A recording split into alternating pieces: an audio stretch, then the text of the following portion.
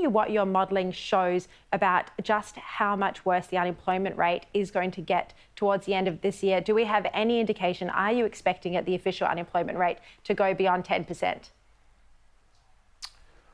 Well, Sherry, as I said, the Treasurer will outline a range of these things in response to the unfolding pandemic, and we'll do so in more specifics next week. So I'm not going to foreshadow any of that, although I would note, as I was saying just before we went away, that obviously there are still a range of factors that mean those sorts of projections are notoriously difficult. But again, today's announcement from the Prime Minister as part of the Job Maker plan today, Job Trainer, $2 billion being committed to improve skills, $1.5 billion to extend the trainee and apprentice wage subsidy, which is massive for those tens of thousands of apprentices and trainees who will remain employed because of the 50% wage subsidy, this now being extended to larger businesses that employ up to 200 people,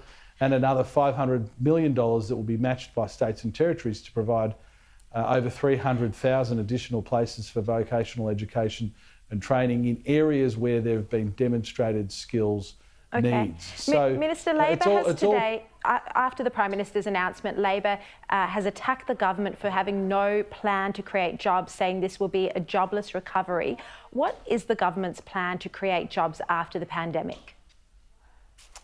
Well, I mean, all I'd say in response to Labor is that their only prescription for any problem is higher taxes. That certainly doesn't create jobs. Everything we have done, obviously in the early stages of the pandemic, assisting families, households and businesses to remain afloat in very difficult times was the focus. And now coming out, everything we're doing is focusing on encouraging investment, encouraging people to take those risks, whether it's in business or entrepreneurs, but other businesses, just to remain afloat. And whether it's the home builder program, which we've seen has increased new home starts by 77%, that's tradies on site, that's manufacturers who feed into the construction supply chain continuing to work now with Job Trainer, making sure we've got the skills that are there for the opportunities that are going to come.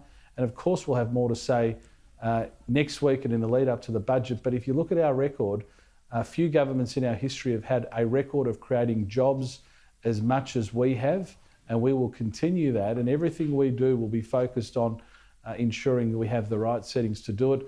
The Treasurer had a call, a finance ministers meeting call with the US, the UK, Canada, to work cooperatively with them on how we can work together to ensure that all of our economies are pushing in the same direction, because so many of them are large trading partners of ours.